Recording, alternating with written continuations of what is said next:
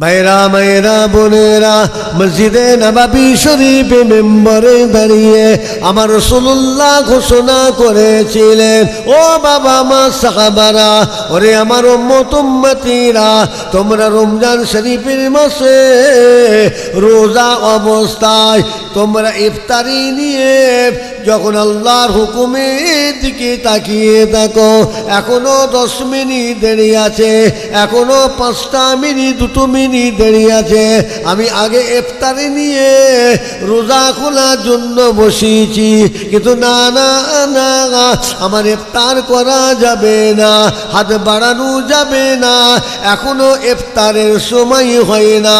আল্লাহর নবী বলেন, রোজাদারেরা, মেয়ে ছেলে বেটা ছেলে, রোজাদারেরা ইফতার সামনে নিয়ে যখন অপেক্ষা করতে থাকে, আমার রাসূল বলেন, আল্লাহ পাকের তরফ থেকে, আসমান থেকে প্রত্যেক রোজাদারদের পিছনের দিকে আল্লাহ পাকের 2টো করে রহমতের ফেরেশতা দাঁড়িয়ে যায়।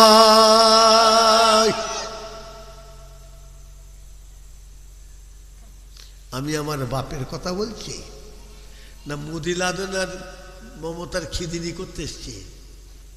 ছাড়ে, আমরা বক্তারা আমরা পেট আর পকেট দুটি কিন্তু ভরে নিছি, আপনারা বাঁদরামি, আপনাদের বাঁদরামি রয়ে গেল, আপনাদের কিন্তু আমাদের নিয়ে লাভ হলো না। ভেল ছাড়ে, লাহু মুলকুস সামাওয়াতি ওয়াল আরদ, বিসমিল্লাহির রহমানির রহিম, লাহু মুলকুস সামাওয়াতি ওয়াল আরদ। এই জমিন আসমান যা কিছু দেখছি, বিশ্ব নবমণ্ডল ভূমণ্ডলের মালিক হচ্ছে, বাদশাহ হচ্ছে আমাদের সকলের আল্লাহ। জোরে বলুন আল্লাহ নাম, জোরে জোরে বলা যাবে না?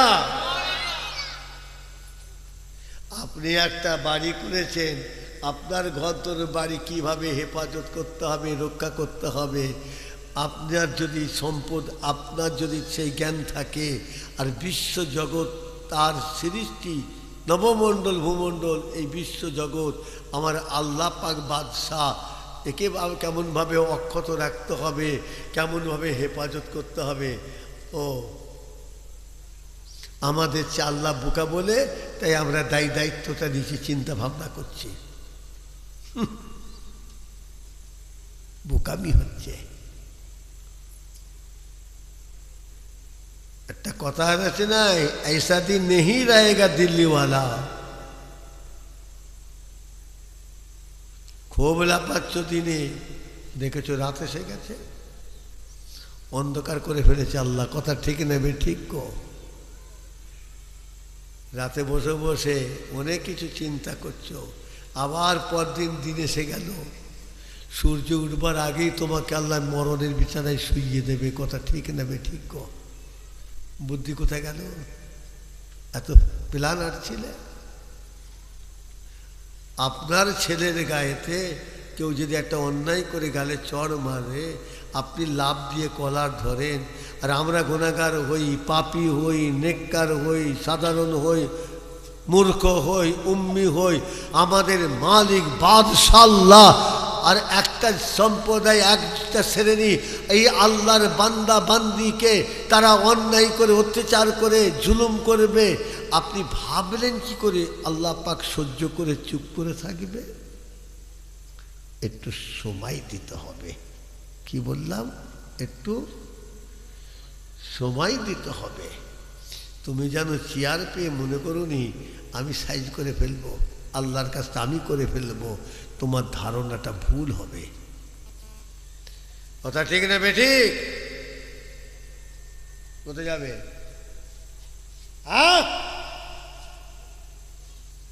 সর্বনাশ করেছে, ছাড়াছাড়ি কারবার নেই। আমি তো বলিছি 1 ঘন্টা সময় একটু ওয়াজ বুঝিয়ে যাবো। আজকে 60 বছর 40 বছর ওয়াজ শুনেছেন আপনারা, ওয়াজ তো বোঝেন নেই। আজকে আমি 1 ঘন্টা বুঝিয়ে যাই। কথা ঠিক না বে ঠিক? তবে কিতাব থেকে আমার ব্যক্তিগত আমার দাদু দাদিকে আমার বাপ চাচাকে দিয়ে কিন্তু দলিল দিয়ে বুঝাবো না। মা বোনেরা জেগে আছে, কি গো জেগে আছে? হ্যাঁ না মোর্দার মতন কর্মস্থানে শুয়ে পড়েছে, কিছু বিশ্বাস নেই। শুলে কি হবে? চোখে ঘুম আসবে না। মা রাবিয়া বাসরি রহমাতুল্লাহ আলাইহা ঈশা নামাজ পড়ে তসবি তিলাওয়াত জিকির আজকার মোরাকাবা মুশাহিদা কাজ করে এক মুঠো না খেলে নয়, খেলিয়ে আল্লাহর কোরআন শরীফ পড়তে পড়তে আল্লাহর মহব্বতে এত মগ্ন বিভোর হয়ে গেছে, আল্লাহু আকবার বলে ফজরের আজান দিচ্ছে। আর আমাদের ঘরে রাবিয়া, আয়েশা, আমেনা, সুলতানা, কত বাপরে বাপ, কত সব কালার বেরিয়েছে। রাবিয়া, আমেনা, সুলতানা উঠে গেছে, এখন কি আছে?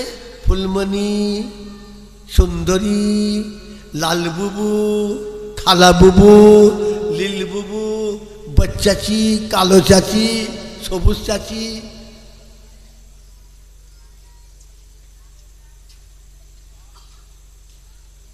কথা ঠিক না বে ঠিক?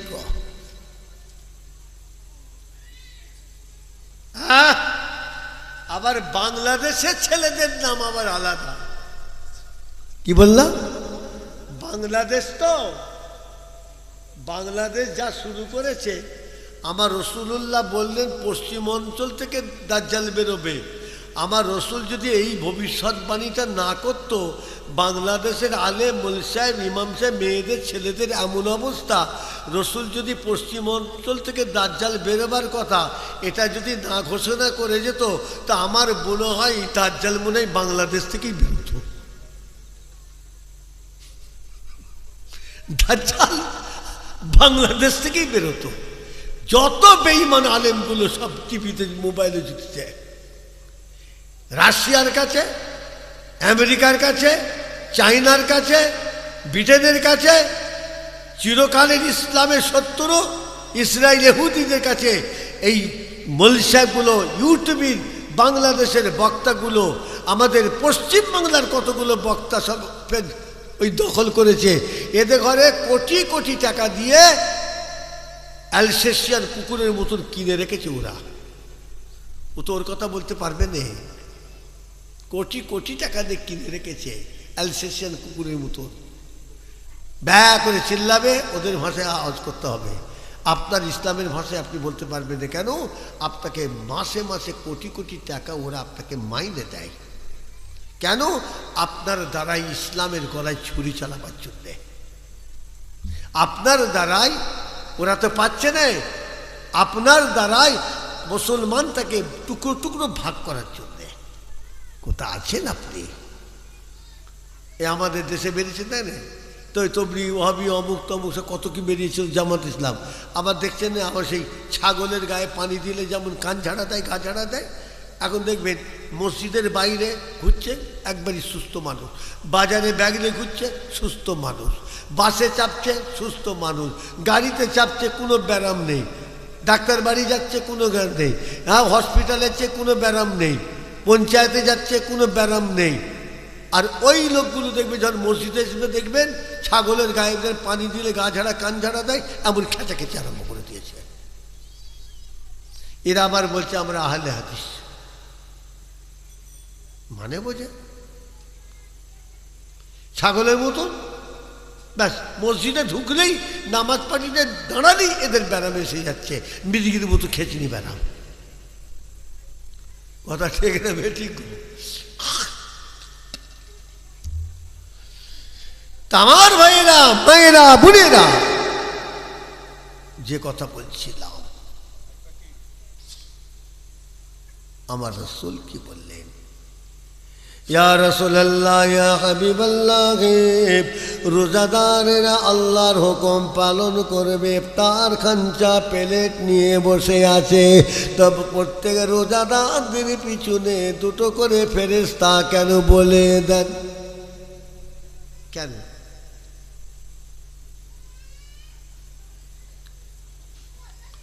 ও মেয়েরা, মেয়েরা, বোনেরা,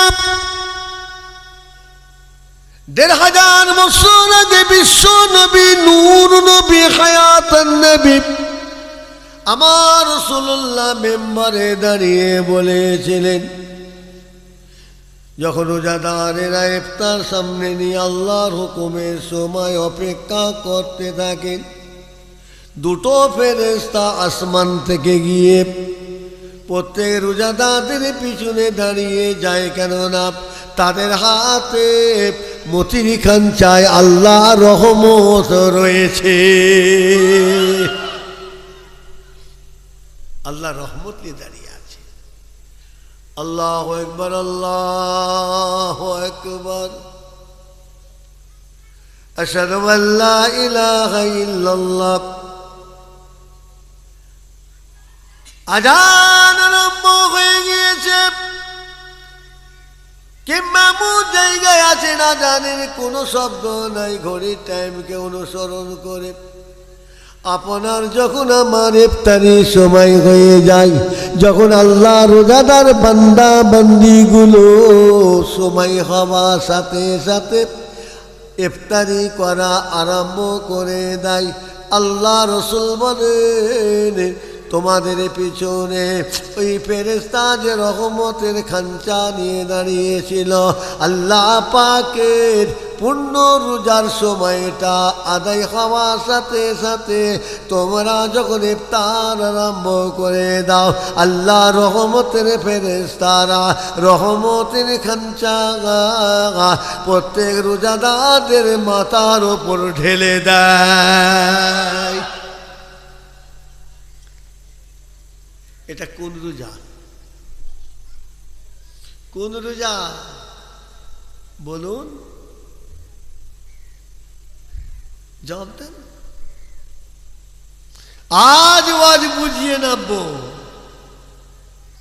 খালি লম্বা লম্বা জামা পরেছে, মাচাই বসে, ঘাটে বসে, মসজিদে বসে চিটিং বাজদের মতন বড় বড় ফুটানি কথা বলতে শিখেছো তোমরা। 7 বার হজ করেছে, বেলুনের মতন ফুলছে, ফুলতে ফুলতে একটু হাওয়া বেশি হলে বেলুনের কি হয় গো? কি কই হয়? বেলুনে হাওয়া দিতে দিতে একটু যদি একটু বেশি হাওয়া হয় কি দেওয়া হয়, কি হয় গো? একটা লাদেন ইব্রাহিমের মতন, দাউদ ইব্রাহিমের মতন দুম একটা ফটাস করে আওয়াজ হয়। কথা ঠিক না ঠিক? 7 বার হজ করেছে, এত নামাজ পড়েছে, মেয়েদের মতন কপালে দাগ ফেলে দিচ্ছে কালো। না ভাই যান, ওই রকম কত নামাজি, কত দাড়িওয়ালা, কত রোজাদার, কত হাজিকে আল্লাহ জাহান্নামে ফেলে দেবে। কথা ঠিক না ঠিক কর?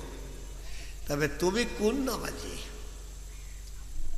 তুমি কোন রোজাদার, তুমি কোন হাজি, তুমি কোন মাওলানা, তুমি কোন পীর সাহেব, তুমি কোন হুজুর, তুমি কোন হাফেজ, তুমি কোন ইমাম, তুমি কোন রোজাদার?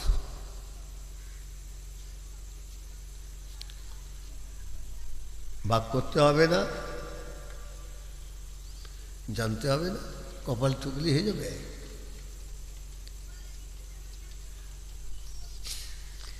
রবীন্দ্রনাথের মুখে আমাদের তো চাপ বড় দাঁড়িয়ে হয়ে যাবে তো জান্নাতি। রামকৃষ্ণ নামাজ পড়ত, এখানে বসো না, কোন দুঃখে তো ওখানে বসে আছো? কি নাম তোমার? কোথা থেকে অবতীর্ণ হলে? তোমরা একটা একটা করে মজলিস বাড়াচ্ছ কেন? আমি এবার তো বিদায় নেবার চেষ্টা করছি। একটু টাইম বেড়ে গেলে আপনাদের অসুবিধা নেই তো? জোরে বলে না কেন? রামকৃষ্ণ নামাজ পড়ত, আর আপনি নবীর উম্মত মুসলমান দাবি করে নামাজ পড়ছেন। আপনার নামাজের সঙ্গে রামকৃষ্ণ নামাজের পার্থক্যটা কোথায়? আপনার দাড়ির সঙ্গে রবীন্দ্রনাথের দাড়ির পার্থক্যটা কোথায়? ভাগ করতে হবে না? কুকুরে খাই, সরে খাই, বাঁদরে খাই, হনুমনে খাই, আর আপনি নবীর উম্মত দাবি করে খাচ্ছেন। তা আপনার খাওয়া নবীর উম্মত হিসাবে, ইমানদার হিসাবে, আল্লাহর বান্দা বান্দি হিসাবে খাওয়া সোর কুকুরের খাওয়া এক করলে হবে? ভাগ করতে হবে না? পার্থক্য করতে হবে না?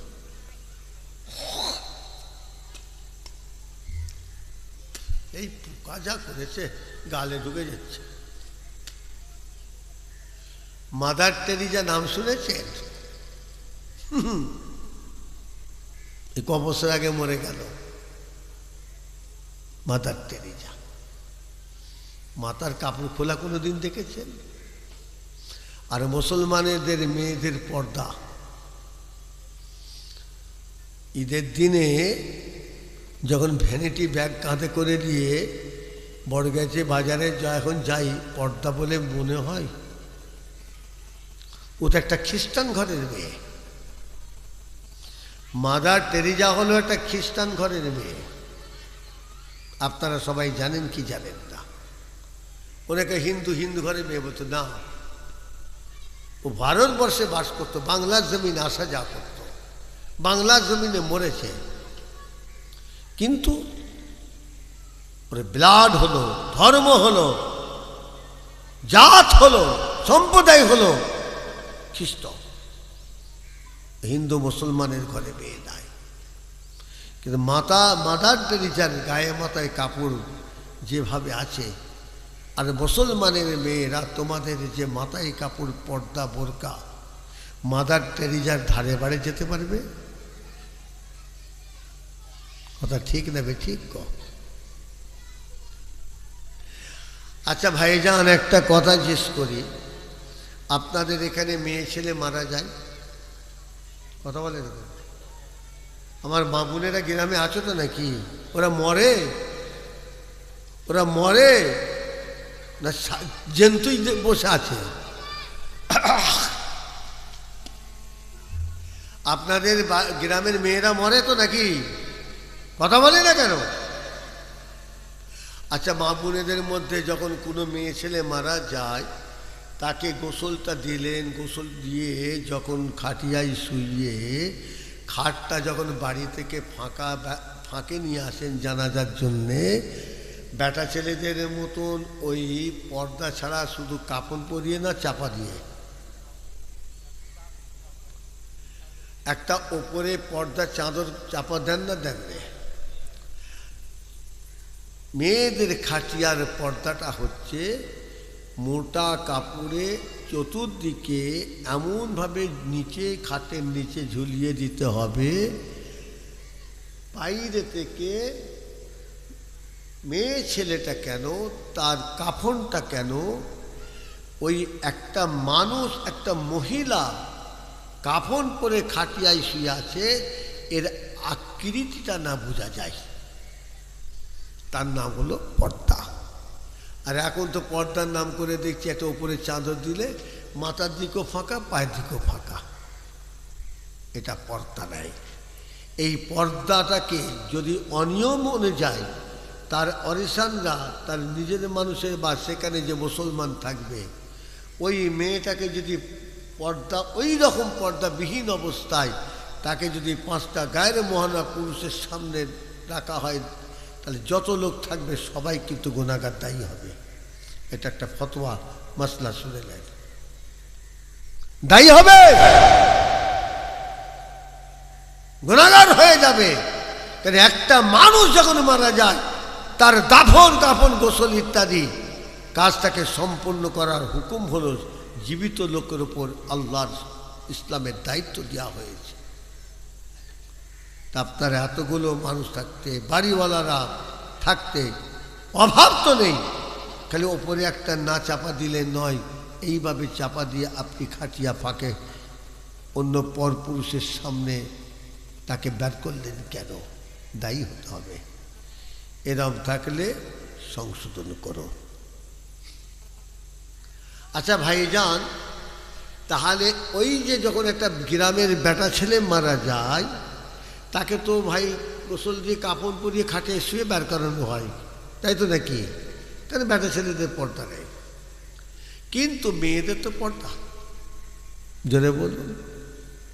সেই পর্দার কারণেই তো তাকে খাটিয়ায় শুইয়ে মোটা কাপড় চতুর্দিকে চাপা দিয়ে তবে বাইরে নিয়ে আসা হয় জানাজা বা কবরে নিয়ে যাওয়া।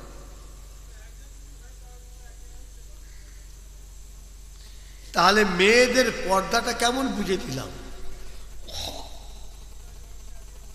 ওই মেয়েটা যখন মরণের বিছানায় শুল তখন শুধু পর্দা তার জন্য না, জীবিত অবস্থায় তার পর্দা হুকুম ছিল, জীবিত অবস্থায়। তা আমার আলোচনার মাধ্যমে এইটুকুন বলতে চাইছি আপনাদের বা মা বোনেদের, মা বোনেরা, মেয়ে ছেলেরা জীবিত অবস্থায় যে পর্দা হিসাবে বোরকাটা পরে সেটা আদৌ কি পর্দা?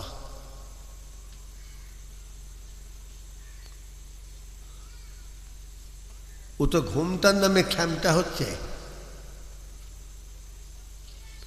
ও তো পর্দা নেই।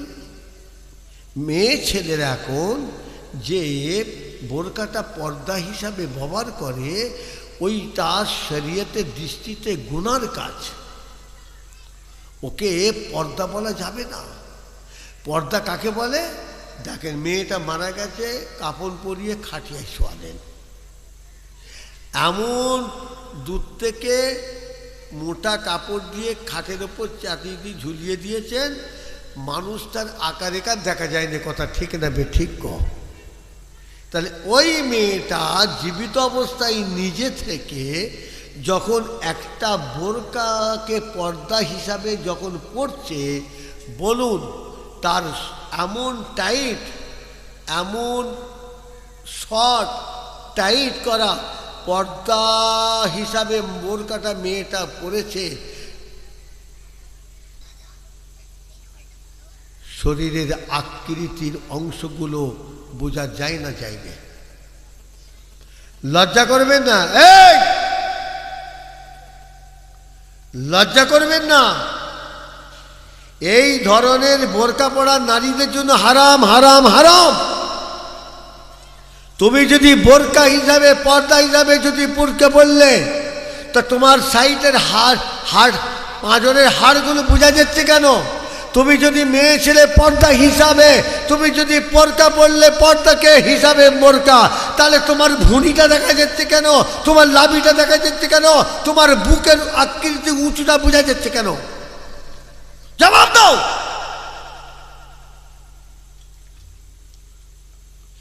এই মেয়ে ছেলেগুলো যদি ওয়াজ বুঝলো, তাহলে এই বোরকাটার সম্বন্ধে 60 বছর 40 বছরের পর্দার বছরে কি শিখলো তারা? হারাম। একটা মেয়ে ছেলে, মুসলমানের মেয়ে ছেলে কেমন পর্দা করবে? খাটিয়ার দিকে চেয়ে দেখো। ওই মেয়ে ছেলে একটা ইসলামের শরীয়তের ব্যবস্থা হিসাবে বোরকা যখন পড়ছে, তার আকৃতিগুলো ভালো মন্দগুলো দেখা যাচ্ছে না, যাচ্ছে না? জ্বলে বলুন। আমার রসুল ওই বোরকা পরিহিত ওই নারীদের সম্বন্ধে কি বলেছে জানা আছে?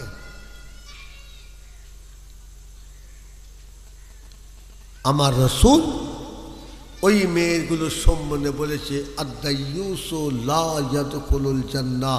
ওই মেয়েগুলো নামাজ পড়লো, রোজা রাখলো, হজ করলো, দান করলো, হাজি হলো, পীরের ঘরে যদি মেয়ে হয়, লা ইয়াদখুলুল জান্নাহ। আল্লাহ পাক ওই অপরাধ অন্যায়ের কারণে ওই শরীয়তকে নিখুঁতভাবে পালন না করার জন্য লা ইয়াদখুলুল জান্নাহ, আল্লাহ তাদের ঘরে জান্নাতে জায়গা দেবে না। আপনি কোথায় আছেন? কোথায় আছেন আপনি? এরা আবার 1 মাস আগে আজমি শরীফের টিকিট কেটে খাজা বাবার কবরজাত করতেছে, মুড়ো ঝাঁটা মাথায় মারতে মুখতে নেয়।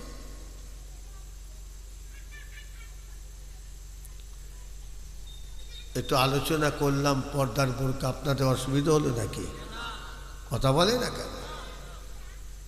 তুমি তো মেয়ে ছেলে, তোমাকে ঢাকতে বলা হয়েছে, তোমার শরীরটাকে, শরীরের অঙ্গ প্রত্যঙ্গে তোমাকে তো গোপন করা, আড়াল করতে বলা হয়েছে, নুকোতে বলা হয়েছে।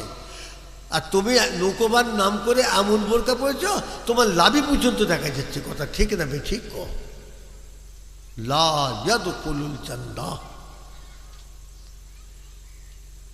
এখানে শুধু আরেকটা মাসলা, মেয়েদের পর্দা শুধু বোরকা নয়, শরীর ঢাকা নয়, আওয়াজ, মেয়েদের কণ্ঠ, গলার আওয়াজটা অন্য পুরুষের কানে না যায়, তোমাদের গলার আওয়াজটা হবে পর্দা। যেমন শরীরকে পর্দা হিসাবে ঢেকে চাপা দিয়েছ, ওইরকম গলার আওয়াজকে তুমি পর্দা করে দাও। এটা হাতে একটা মোবাইল দিলে, আল্লাহ একবার নূরপুর সন্তোষপুর মসজিদ তালায় একবার মোবাইলে যদি ক্রিং ক্রিং করে ওঠে, হ্যালো, এমন হালো বলবে একবারই পাকা রাস্তায় আওয়াজ চলে যাবে। ইনি আবার বলছে আমি পর্দাওয়ালা, কলঙ্ক। তাহলে ভাইজান, লা ইয়াদখুলুল জান্নাহ, তা আমার রাসূল বললেন এরা হলো ঠিকানা জাহান্নাম।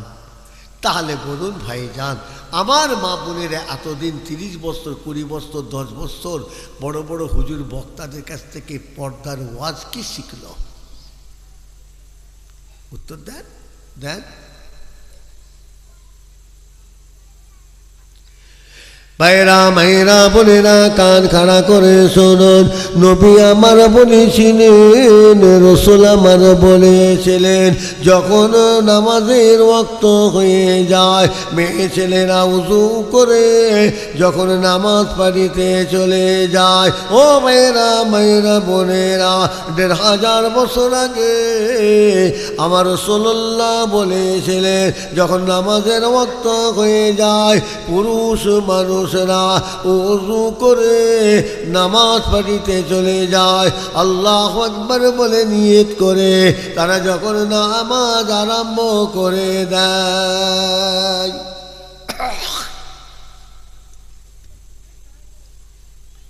4 রাকাত, 3 রাকাত, 2 রাকাত,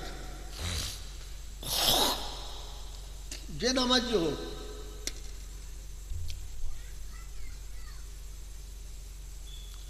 ও জিসলে সোমির কইরা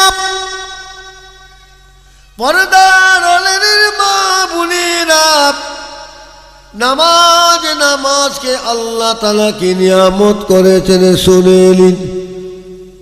কিতাবে পাওয়া যায়, যখন কোনো মেয়ে ছেলে, বেটা ছেলে ওযু করে নামাজ পড়িতে গিয়ে নিয়ত করে আল্লাহু আকবার বলে নামাজ আরম্ভ করে দেয়,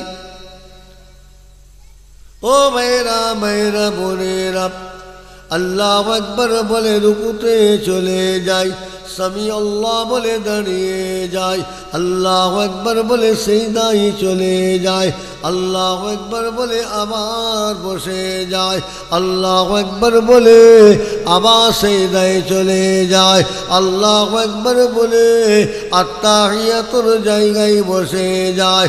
ও ভাইরা মায়েরা বোনেরা, 1500 বছর আগে আমার রাসূলুল্লাহ বলেছিলেন, যখন কোনো মেয়ে ছেলে, বেটা ছেলে নামাজ পড়িতে দাঁড়িয়ে নামাজ আদায় করে, নামাজ সম্পূর্ণ করার আগে ডান দিকে সালাম ফেরালো, আসসালামু আলাইকুম ওয়া রাহমাতুল্লাহ, ডাইনে সে বাঁয়ে আসসালামু আলাইকুম ওয়া রাহমাতুল্লাহ। ও মেয়েরা মেয়েরা বোনেরা, আল্লাহ রাসূল বলেন, নামাজকে আল্লাহ এত বড় নিয়ামত করেছেন, যখন মেয়ে ছেলে, বেটা ছেলে নামাজ অবস্থাতে ডান দিক থেকে বাঁ দিকে সালাম ফিরে, সালাম ফেরার সাথে সাথে ওই নামাজের উসিলায় ওই নামাজির তামাম জীবনের গুনাহটা আমার আল্লাহ তাআলা মাফ করে দেয়। সুবহানাল্লাহ বলে তো চেঁচালে, সুবহানাল্লাহ বলা যাবে মহব্বতে, ভালোবাসায়, অনেকে আবার চিক মেরে তকবীর দেয়, বাবা আল্লাহ আল্লাহ রসুলের কথা শুনে তকবীর নেই, টান দিয়ে সুর দিয়েছে, একবারই চতুর্দিকে তকবীর, একবারই ঝড় উঠেছে। আমার প্রশ্ন এখানে, আপনারা হাদিস পাকটা শুনে খুব খুশি, আল্লাহর গুণগান সুবহানাল্লাহ বলে, ওয়াজটা বুঝলেন কি? ওয়াজটা বুঝতে পেরেছেন? সুবহানাল্লাহ তো বললেন, চলবে, আমি মানা করব না, কিন্তু আমি যে হাদিস পাকটা বললাম কি বুঝলেন বলুন?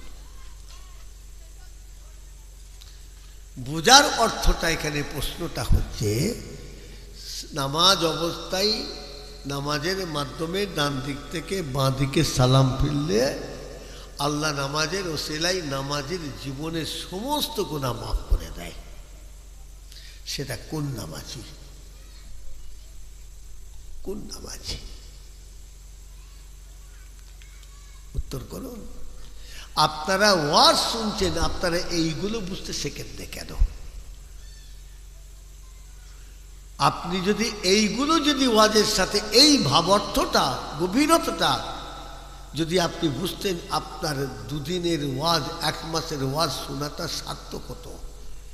আপনারা আওয়াজ, ভাষা আওয়াজ শুনে সুবহানাল্লাহ বলেছেন, তাকবীর দিয়েছেন, সারা রাত 2 ঘন্টা 5 ঘন্টা এইরকম জায়গায় কষ্ট করে বসেছেন, কিন্তু আপনারা কিন্তু ওয়াজ বুঝতে পারলেন না বলে আপনাদের এতদিনের পরিশ্রমের ত্যাগের ওয়াজ শোনাটা বয়সে কয়েকাররা বেকারের খাতায় গেছে। আমি তো চিল্লা বলছি, কারো কানে কানে ঘুষ করে মতন বলছি না, কেউ বেকার গেছে। হাদিস পাকটা বললাম, শুনে সুবহানাল্লাহ বলেন, মাশাআল্লাহ, খুব কথা ভালো। সেটা কোন নামাজি?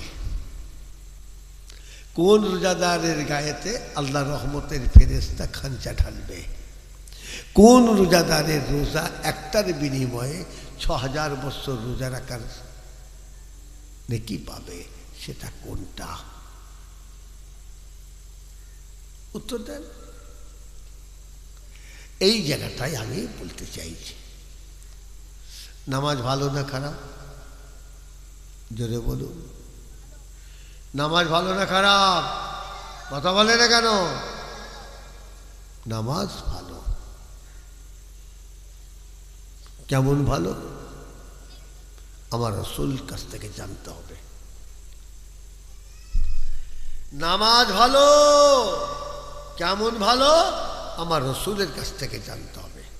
আমার রাসূল বললেন, নামাজকে আল্লাহ এমন একটা সম্পদ, নামাজকে আল্লাহ এমন একটা নিয়ামত করেছেন, যখন কোনো মেয়ে ছেলে বেটা ছেলে উজু করে নামাজ পাঠিতে দাঁড়িয়ে যায়, যখন কোনো ব্যক্তি নামাজ পড়ে, নামাজের ওসিলাতে যে সে যত বড়ই খারাপ থাক না কেন, নামাজ আল্লাহ পাক এমন একটা নিয়ামত করেছেন, যখন কোনো মেয়ে ছেলে বেটা ছেলে আল্লাহু আকবার বলে নামাজ পাঠিতে দাঁড়িয়ে নামাজ পড়বে, নামাজের ওসিলায় সেই লোকটা, সেই মেয়েটা যত খারাপ হোক না কেন, নামাজের ওসিলায় সেই মানুষটা ভালো হয়ে যাবে। যদি বলুন না, রাসূল সত্য কথা বলেছেন না মিথ্যা? হ্যাঁ, জোরে বলে না কেন? রাসূল সত্য না বলছে মিথ্যা? তা রাসূল যখন বলেছেন নামাজ এমন একটা নিয়ামত আল্লাহ করেছেন, যত খারাপ হোক না কেন ওই মানুষটা নামাজ পড়লে নামাজের ওসিলায় ভালো হবে। তা আমি বাইরের কথা যাচ্ছি না, আমি আমার দেশের কথা যাচ্ছি না, আপনাদের গ্রামে এসছি, আমি আপনাদের ঘরে সাহস নিয়ে প্রশ্ন করছি, কেউ 10 বছর 20 বছর 20 বছর 30 বছর 5 বছর নামাজ পড়ছেন, 1 বছর, আল্লাহর দিকে চেয়ে খোদার কসম করে বলুন, আপনি 20 বছর নামাজ পড়ে কতটা ভালো হয়েছেন? 30 বছর ধরে নামাজ পড়ছেন, তো 5 বছর 6 মাস ধরে নামাজ পড়ছেন, কারণ আমার রাসূল বলেছেন নামাজের ওসিলায় সে যত খারাপ হোক ভালো হয়ে যাবে। তা আপনি তো নামাজ পড়ছেন, কপালে দাগ ফেলেছেন, সবার আগে তো মসজিদে যান, কত ভালো হয়েছেন বলুন, হাত তুলুন, হাত তুলুন, হাত তুলুন। আমি জানি, আমি তো পাপী কথা বাদ দেন, আমার সামনে আপনারা যতই টুপি মাথায় দিয়ে সুফি সাহেব বসে থাকেন, যতই সুফি সাহেব সেজে আমার সামনে বসে থাকেন, আপনাদের হাত উঠবে না, উঠবে না। আমি তো বলছি,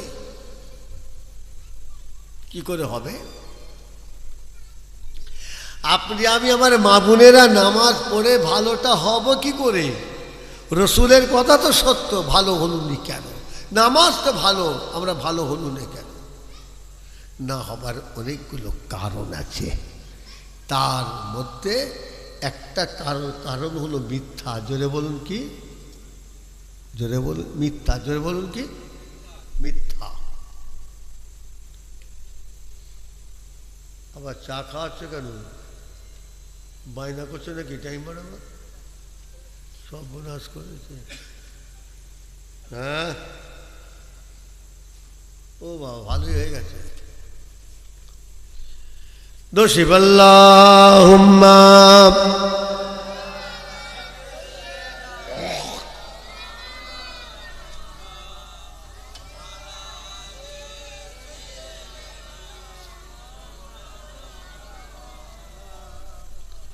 ও দরিয়া শুকিয়ে যা রে, মদিনাতে যাই।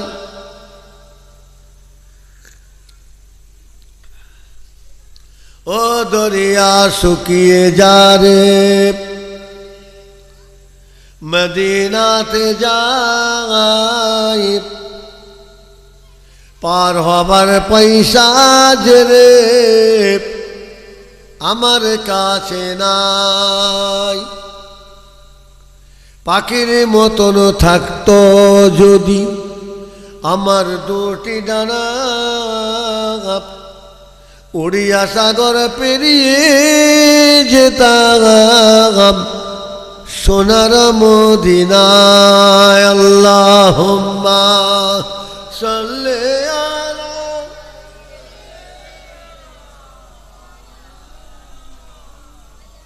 ওয়ালা আলি।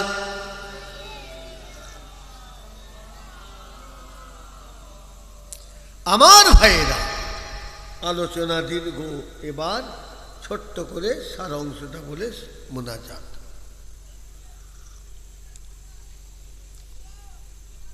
নামাজ আমার রসুল বলেছেন, নামাজের ওসিলায় মেয়ে ছেলেরা, বেটা ছেলেরা যতই খারাপ থাকুক, নামাজের ওসিলায় ভালো হয়ে যাবে। আর একবার জোরে বলুন না, আর একটু জোরে বলা যাবে না? কিন্তু এত নামাজ পড়ে ভালো হলাম না কেন? তার অনেকগুলো কারণ আছে। তার মধ্যে একটা কারণ হলো মিথ্যা। কি জোরে কি বললাম? মিথ্যা। কেমন? কোরআন শি কত পারা? কোরআন শি কত পারা?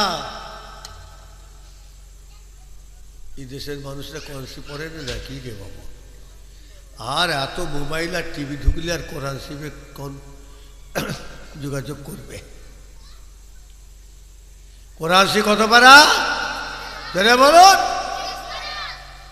30 পারা কোরআন শরীফে মোট 114টা সূরা আছে। জোরে বলুন না। 30 পারা কোরআন শরীফে 114টা সূরা। বলুন তো, কোরআন শরীফের মা জননী উম্মুল কোরআন কোন সূরাকে বলা হয়? এত বড় বড় সূরা পড়তে 3 মিনিট 5 মিনিট সময় লাগবে, এত বড় বড় সূরা। কিন্তু কোন সূরাটাকে কোরআন পাকের মা জননী বলা হলো? জোরে বলুন, কোন সূরা? সূরা ফাতিহা। আলহামদুলিল্লাহি রাব্বিল আলামিন। এটা আপনাদের জানা আছে। তাহলে এই দেশের লোক ওয়াজ হলে শোনে, আমল না করলেও ঠিক একটা মনে রেখেছে। তাহলে নিশ্চয়ই আরেকটা জিজ্ঞেস করব, ওটাও নিশ্চয়ই আপনারা শুনেছেন, যখন মনে আছে উত্তর দেবে। 30 পারা কোরআন শরীফের মা হচ্ছেন উম্মুল কোরআন সূরা ফাতিহা। একবার জোরে বলুন না সুবহানাল্লাহ। এবারে ভাইজান দ্বিতীয় জিজ্ঞাসা, যত রকমের গুনাহ আছে, ছোট বড়, কঠিন কঠিন কত রকমের গুনাহ আছে, সমস্ত গুনার মা কে বলুন তো? জননী। জোরে বলুন। যত রকমের গুনাহ আছে সমস্ত গুনার মা হচ্ছে মিথ্যা। আল্লাহর হাবিব বলছেন, যখন কোনো মেয়ে ছেলে বেটা ছেলে একটা মিথ্যে কথা বলে, প্রত্যেক ইমানদার নরনারীর কাছে আল্লাহর রহমতের ফেরেশতা আছে। যখন মুসলমানের ঘরে কোনো মেয়ে বা ছেলে মিথ্যে কথা বলে, তার মুখটা এত পচে যায়, মিথ্যে কথা মুখে উচ্চারণ হওয়ার সাথে সাথে মুখটা থেকে এত কঠিন দুর্গন্ধ বেরোয়, সেই দুর্গন্ধর ঝাঁজ তোমার কাছে ফেরেশতা সহ্য করতে পারে না বলে তোমাকে ছেড়ে 2 মাইল দূরে চলে যায়। ওয়াজ বুঝুন। সমস্ত গুনার মা মিথ্যা, এটা আপনি শিখেছেন, কিন্তু ওর মানেটা আপনি বোঝেন না। বুঝতে পারলে তাহলে এই দশা হতো না।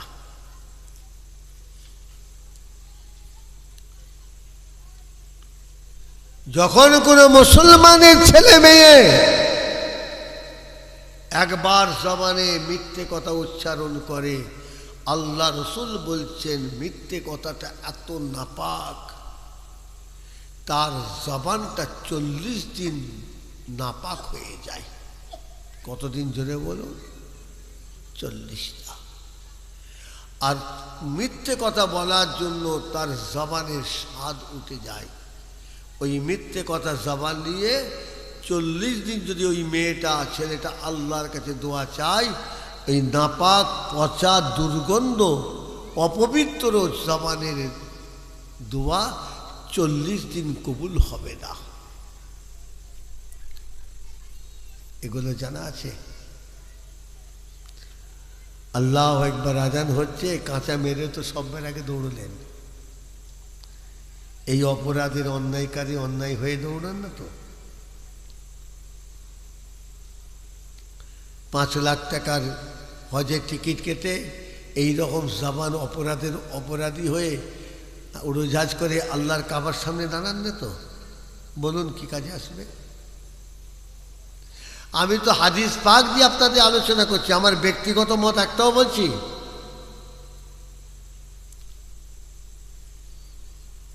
সুবহানাল্লাহ বলার আগে আমাকে আগে ওয়াজটার ভেতর গভীরতাটাই যেতে হবে, বুঝতে হবে।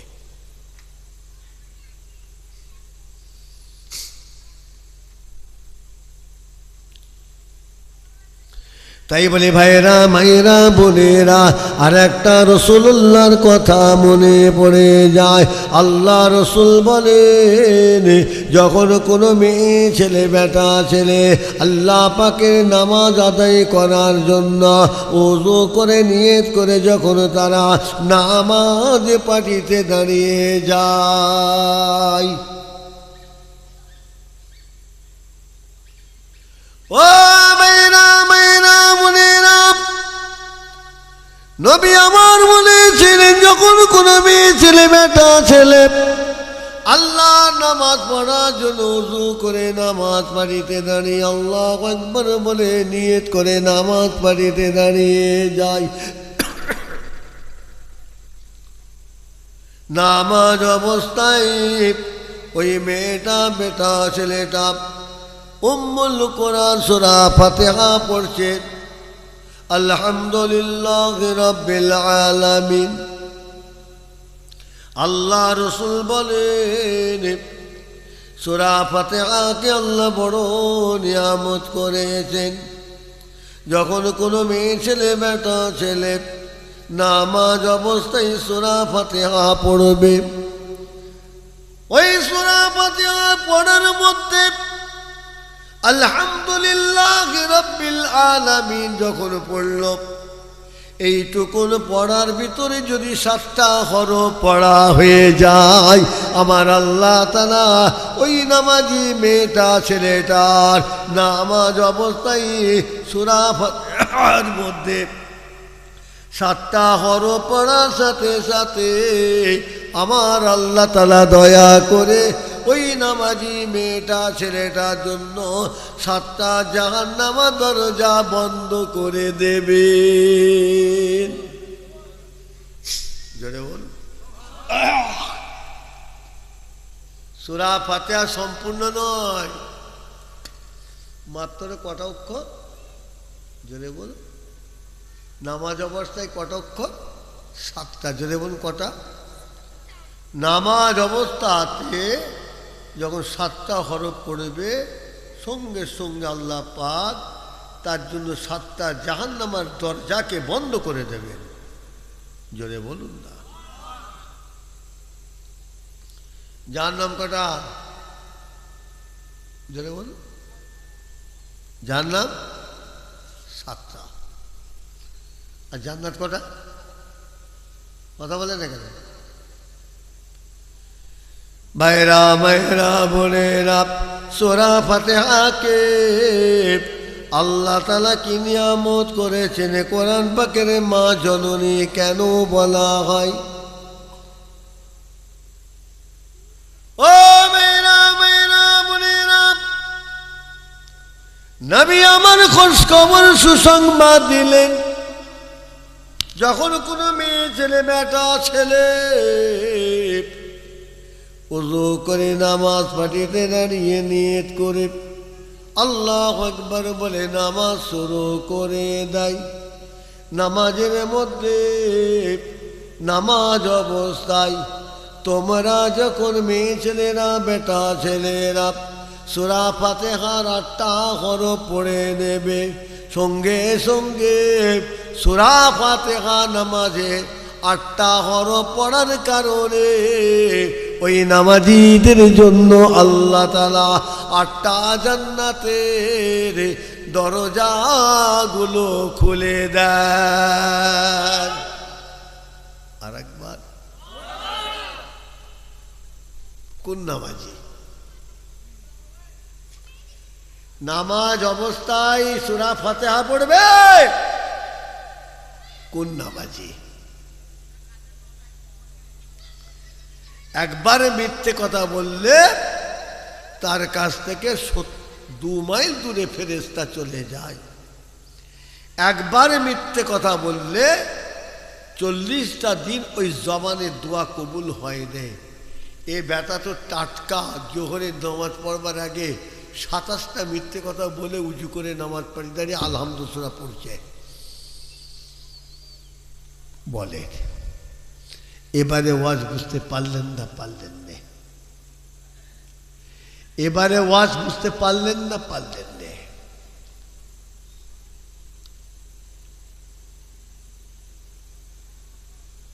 কালেমাতুল কুফর কিতাব খুলুন, সিরাজুস সালিকিন কিতাব, বড় বড় কিতাব ফতোয়া থেকে ফিকহ থেকে উদ্ধৃত করে এসব কিতাবগুলো লেখা হয়েছে। গান হারাম, লাহওয়াল হাদিস, কি বললাম? গান বাজনা হারাম। যদি কোনো মুসলমানের ছেলে মুসলমানের মেয়ে যদি গান গায়, সে গুনাহগার। যদি কোনো মুসলমানের ছেলে মেয়েরা গান বাজনা শোনে, সে গুনাহগার।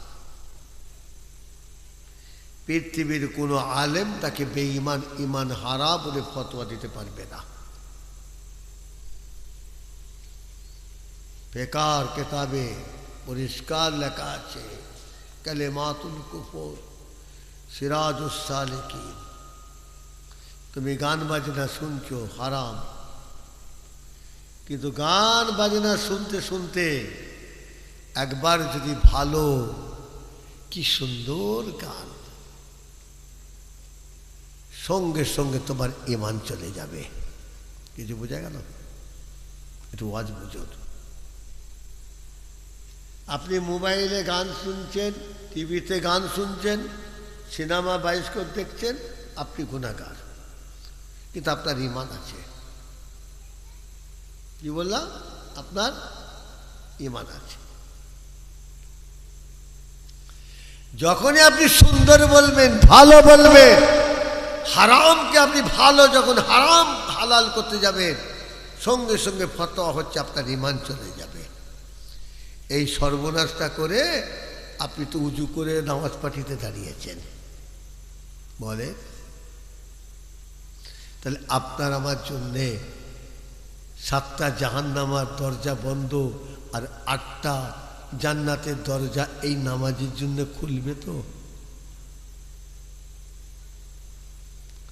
অনেকে দেখবেন ফুটবল খেলে, হারাম। অনেকে দেখবেন তাস খেলে, হারাম। অনেকে দেখবেন ক্যারাম বোর্ড খেলে, হারাম। অনেকে দেখবেন খেলে না, ওয়ানডে ম্যাচ হলে ট্যাকের পয়সা খরচা করে টিকিট কেটে খেলা দেখে, হারাম, গুনার কাজ। কিন্তু আপনার ঈমান আছে। ভালো করে বুঝুন, মশলাটা ভালো করে বুঝুন। কারণ যা ফ্যাঁকড়া বেরিয়েছি, ফজরে আজান হলো, শেষ হবে না। তাহলে কি বললাম? ক্যারাম বোর্ড খেলছেন, খেলা দেখছেন, হারাম। ফুটবল খেলছেন, খেলা দেখছেন, হারাম। জুয়া খেলছেন, তাস খেলছেন, হারাম। ক্রিকেট খেলা দেখছেন, খেলছেন, হারাম। আপনি গুনাহগার, কিন্তু ঈমান আছে।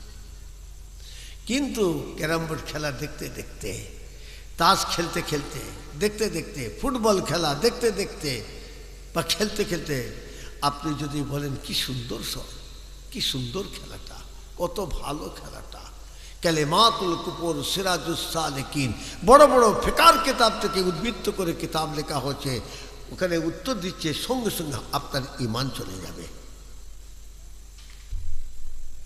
কথা বলছি না? এখন মসজিদের মুসল্লি সাহেব তো দূরের কথা, মসজিদের ইমামগুলো ফুটবল ক্রিকেট খেলা, ওয়ানডে খেলা দেখে সে উজু করে ইমামের জায়গায় দাঁড়িয়ে নামাজ পড়াচ্ছে। কথা ঠিক না বে ঠিক গো? তাহলে ভাইজান, তাহলে এইখানে একটা প্রশ্ন এসে গেল, তাহলে ঈমানটা কার আছে? উত্তর দেন। আর এই ঈমান হারা হয়ে আমরা যদি মসজিদে গিয়ে নামাজ পড়ি, আলহামদু সূরা পড়ি, তাহলে বলুন 7টা জাহান্নামের দরজা বন্ধ, 8টা জান্নাতের দরজা খুলবে কি? দাহিনে সে আর বাঁয়ে সালাম ফেরার সাথে সাথে আল্লাহ নামাজির জীবনের গুনাহকে মাফ করে দেবেন। গুনাহগার হলে নামাজে সালাম ফিরলাম, ওসিলা করে গুনাহ মাফ। কিন্তু ঈমান হারা হয়ে যদি নামাজ পড়ে ডান দিক বাঁ দিকে যদি সালাম ফিরি, ঈমান হারাদের গুনাহ মাপের কি লাইন আছে বলে দেন? কিছু বুঝে গেল? গুনাহগার হলে তার একটা ক্ষমার সুযোগ আছে, কিন্তু ঈমান হারা হয়ে গেলে তার গুনাহ মাপের কি সুযোগ আছে বলুন? এগুলো বোঝার চেষ্টা করো। গ্রামে একটা সুদখোর থাকলে ভাইজান, গোটা গ্রাম আলাদা করে দিত। এক ঘট পানি খেত না, ধারে বাড়ি যেত না। কথা ঠিক না বে ঠিক? আর আপনি বলুন, মুসলমান গ্রাম আমার থেকে, আপনার থেকে মুসলমান গ্রাম, মুসলমান যে আছে যেখানে চলে যান, আজকে 100টা যদি মুসলমান যদি বাড়ি থাকে, 100 ঘর মুসলমান, যদি মুসলমান 100 ঘর থাকে, তা 95 থেকে 98টা সব সুদখোর। কে কাকে এবার বাঁচবে? কে কাকে আলাদা করবে? বলে, হোসেন ভাই আপনি কি বলছেন, আপনার অঙ্কটা সমীক্ষাটা ঠিক হচ্ছে? হ্যাঁ ভাই, আমি অঙ্ক যেটা সমীক্ষাটা বলছি এটা কিন্তু 100 সঠিক। কিরকম? এই সুদের কারবারটাকে, সুদের বিষয়টাকে অন্য একটা রূপ দিয়ে আমাদের কাছে এসে হাজির হয়েছে মহিলা সমিতি গুরু বন্ধন লোন। যেমন শোরের রক্ত হারাম, কুকুরের রক্ত হারাম, আপনি ইমানদার মুসলমানের ঘরের ছেলে মেয়ে, ওটা যখন আপনার গ্রহণ করা চলবে না। গ্রুপ বন্ধন লোন আপনি ইমানদার হলে মুসলমান তোমার দেওয়া যাবে না। লোভে পড়ে হোক, যুক্তিতে হোক, অভাবের কারণে আমরা একটা দোহাই দিয়ে সব বাড়িতে বাড়িতে বাড়িতে গ্রুপ বন্ধন লোনের সম্পর্ক হয়ে গেছে। কথা ঠিক না বেঠিক বলুন? ওয়াজ তো শুনছেন, ওয়াজ বোঝেন তো? ওয়াজ যদি বোঝেন তাহলে ওই কাজটা করলেন কেন? আপনার নামাজ পাটিটা ওই পয়সায়, আপনার চালটা, ডালটা, হাঁড়িটা, বাসনটা, পেয়ালাটা, 1 গিলাস পানিটা, যে গিলাসে 1 গিলাস পানিলে বিসমিল্লাহ বলে খাবেন, সেই গিলাসটা আপনার সুদের পয়সায়। আপনি যে পাটিটা দাঁড়িয়ে নামাজ পড়বেন সেটাও সুদের পয়সায়। আপনার মাথায় যে টুপিটা আছে ওটাও 50 টাকা দিয়ে গ্রুপ বন্ধন লোনের সুদের পয়সায়। বলেন, যে নামাজ পড়লে গুনাহ মাফ হবে, যে নামাজে সূরা ফাতিহা পড়লে 7টা জাহান্নামের দরজা বন্ধ হবে, এই অবস্থায় ভাইজান ওই নামাজটা যদি কোন যুক্তিতে কবুল হবে আপনি আমাকে একটু বুঝিয়ে দেন। কি আমার বলা ভুল হচ্ছে নাকি? ভুল হচ্ছে?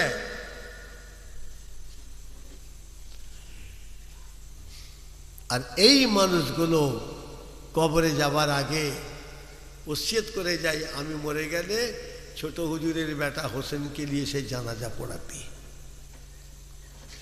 এই মানুষগুলো পিটবো, এমন পিঠা পিটবো আর ওয়াজ শুনতে শিখবো।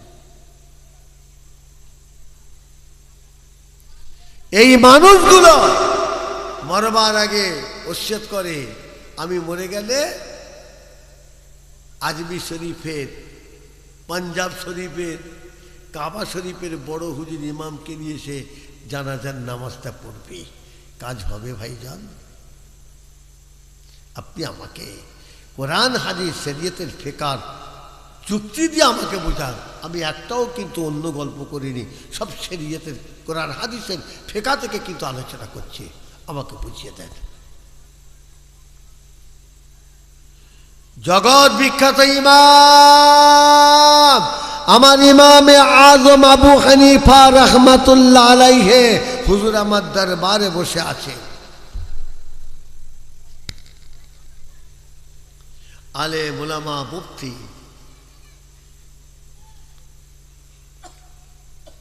ইমাম আজম হুজুরের দরবারে ভরপুর হয়ে আছে। একবার জোরে বলুন না সুবহানাল্লাহ। জগৎ বিখ্যাত ইমাম আজমকে সেই জামানার আলেম মুফতিরা গান বাজনার সম্বন্ধে ইমাম আজমকে প্রশ্ন করলেন। সিরাজুস সালেকিন কিতাব খুলবেন, ওই কিতাবে এই ফিকা মসলাটা পাবেন। এত কিতাবের নাম বলে দিচ্ছি। আমি আপনার বাড়ি থেকে আসার সময় আমার মগুল ভাইয়ের বাড়িতে জলসা করতে যাচ্ছি, গাড়িতে বসে বসে কাল্পনিক মুখস্থ করে এসেছি নাকি? আমি তো কিতাবের নাম বলে দিচ্ছি। আমি তো কিতাবের নাম বলে দিচ্ছি। আমার বানাওটি আমার নিজস্ব তৈরি করা, ধার করা কোথা কিতাব। ইমাম আজম রহমতুল্লাহ আলাইহিকে প্রশ্ন করা হলো, গান বাজনা কোনো বাড়িতে ভিটেতে কোনো জায়গায় গান বাজনা যদি হয় ইমাম আজমকে প্রশ্ন করা হলো, সেই জায়গায় উজু করে কেউ যদি নামাজ পাড়িতে বিছিয়ে নামাজ পড়তে চায়, তার নামাজ হবে?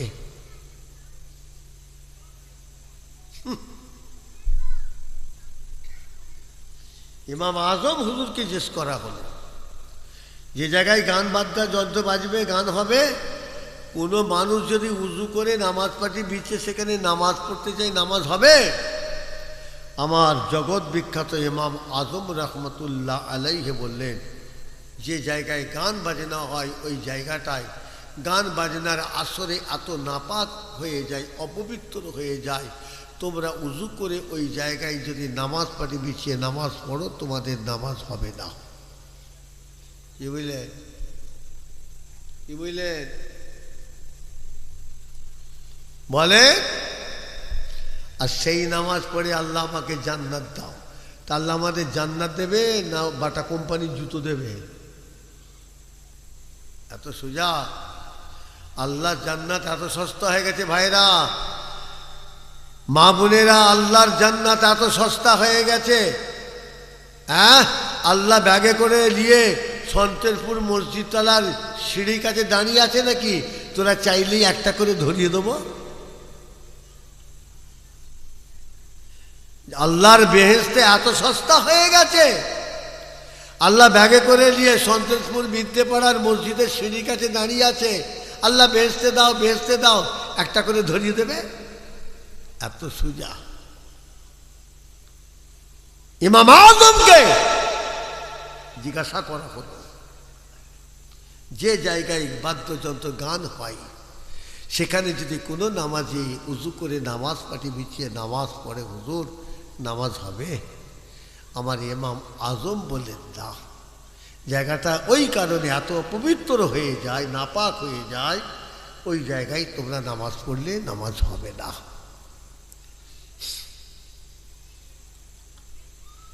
মানুষ চিন্তিত, হুজুরের সাগরেদরা, আলেম মুফতিরা চিন্তিত। তাই ইমাম আজমকে আবার ঘুরিয়ে জিজ্ঞেস করলেন, হুজুর যদি ওই জায়গাটাকে কেউ নামাজ পড়তে চায় তাহলে কি করতে হবে? ভালো করে বুঝুন। 60 বছর ওয়াজ শুনে কিছু বোঝেন নে, আজকে 1 ঘন্টা আলোচনায় ওয়াজ বুঝে ঘরে যান। আর অন্য সব প্যান্ডেলে, এই প্যান্ডেল ও প্যান্ডেল ঘুরে ঘুরে ওয়াজ শুনে আর শিখবার দরকার নেই। এতদিন তো পাকার মতো মন মন করে তুই প্যান্ডেল ও প্যান্ডেল ঘুরলেন, কী লাভ হলো? কী লাভ হলো এতদিন ঘুরে পন পন করে? ওই ঘোরাই হয়েছে, কাজ হয়নি। আপনার আমার পীর আলা হযরত ছোট হুজুর কেবলা রহমাতুল্লাহ আলাইহি 4 হুজুর, দাদা হুজুরের পরে 5 হুজুর কেবলার মধ্যে সবচেয়ে বেশি যদি সন্তোষপুরের মানুষ যদি হুজুরদের মধ্যে দোয়া ভাগ্য পায়, তো ছোট হুজুর কেবলার দোয়াতে এরা ভাগ্যবান হয়ে গেছে। অস্বীকার করতে পারবে? সব হুজুরের দোয়া, কিন্তু ছোট হুজুর কেবলার দোয়া এত পেয়েছে, আল্লাহ এদের ঘরে কপাল ফিরিয়ে দিয়েছে।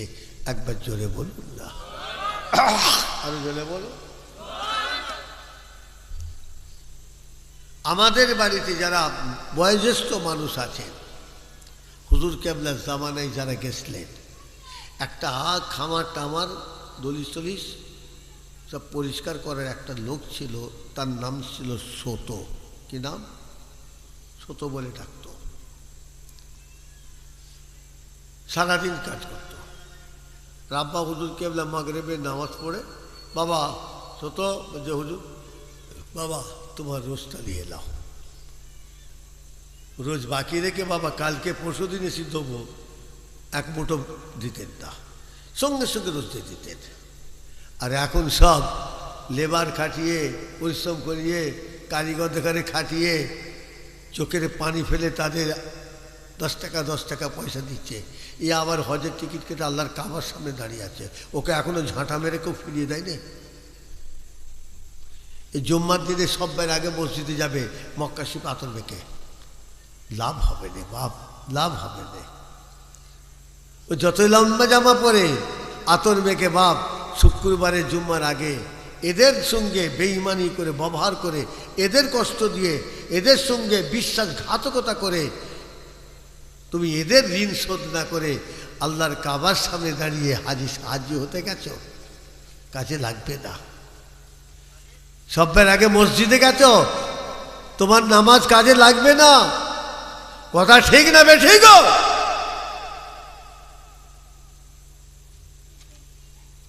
আমার ভাইয়েরা, মেয়েরা, বোনেরা, আব্বাজান ছোট হুজুর কেবলা রহমাতুল্লাহ আলাইহি মসজিদে আছেন, আরো আছে। মাগরিবের আজান হচ্ছে, আল্লাহু আকবার, আল্লাহু আকবার, আশহাদু আল্লা ইলাহা ইল্লাল্লাহ, আশহাদু আন্না মুহাম্মাদার রাসূলুল্লাহ, হাইয়া আলাস সালাহ, হাইয়া আলাস সালাহ। আপনারা গেছেন আব্বা হুজুর কেবলার কবর সামনে মসজিদে থাকেন না? ওই মসজিদের চাতালে হুজুর কেবলা মেহমান লোকজন আছে, আর মাগরিবের আজান হচ্ছে। আজান হয়ে গেল, আকামত হয়ে গেল, ইমাম সাহেব নামাজ শুরু করে দিলেন। সবাই যারা ছিলেন দৌড়ে গিয়ে ইমাম সাহেবের সঙ্গে জামাত ধরলেন। কিন্তু বড় আশ্চর্য, আজানের পরে মসজিদের বাইরের মুসল্লি যারা ছিলেন তারা উঁচু করে কিন্তু জামাত ধরল, আর ছোট হুজুর কেবলা রহমাতুল্লাহ আলাইহি মসজিদে উপস্থিত থাকা অবস্থায় কিন্তু জামাত ধরেন নে, জামাত ধরেন নে। এক রেকাত হয়ে গেল, কত মানুষ দৌড়ে গিয়ে জামাত ধরল।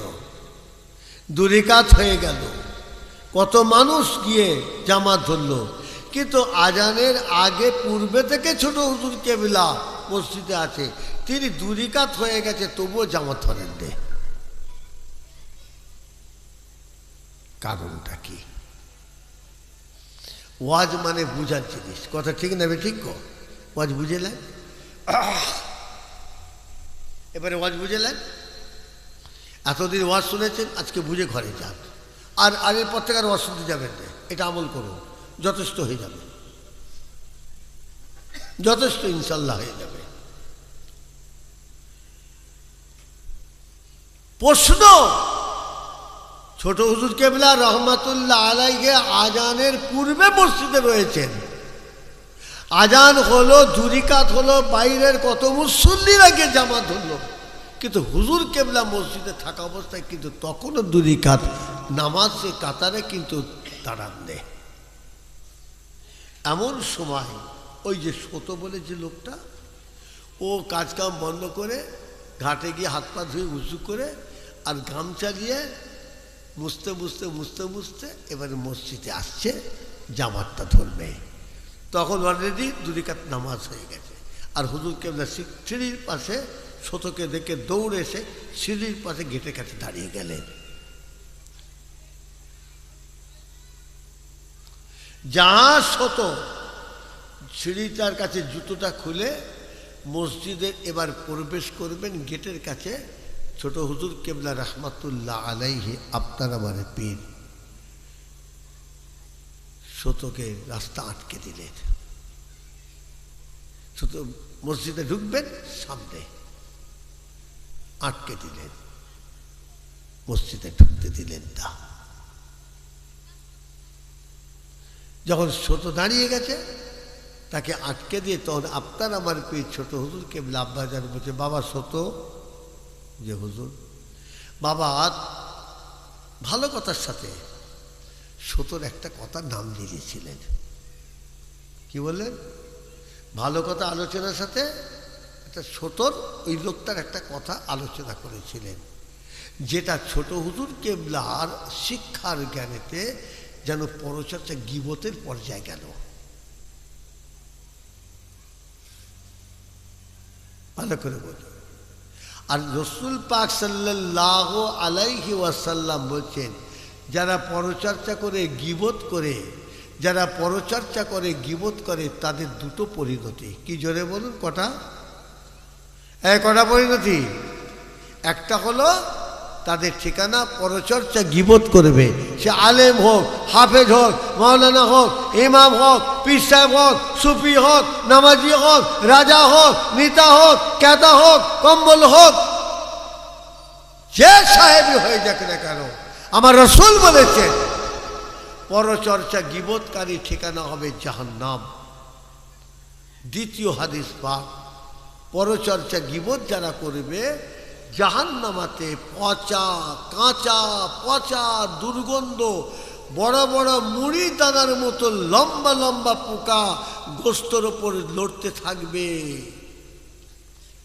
জাহান্নামা বসিয়ে ওই পরচর্চা গীবতকারীদের এটা হবে খোরাক।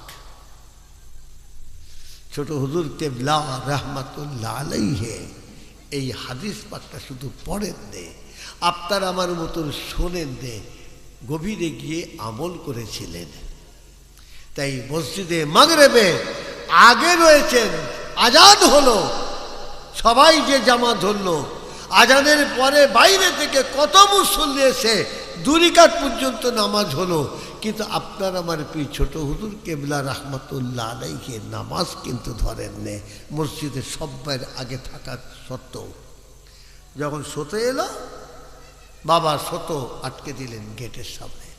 বাবা তুমি ছিলে না, আমি মানুষের সঙ্গে আলোচনা করতে করতে তোমার সম্বন্ধে এই কথাটা বলেছিলাম, উল্লেখ করলেন তোমার সম্বন্ধে এই কথাটা বাবা উল্লেখ করেছিলাম, যেটা ছোট হুজুর কেবলার ধারণায় যেন মনে হচ্ছে আমি শরীয়তের খেলাফ বাইরে একটা গীবতের কাজ করেছি। ওর কথাটা বলে বাবা শত, বাবা শত তুমি ছিলে রে বাবা, আমি তোমার সম্বন্ধে এখানে আলোচনা করতে করতে তোমার সম্বন্ধে আমি এই কথাটা বলেছিলাম, বাবা শত তুমি আমাকে মাফ করে দিও। বোঝা গেল?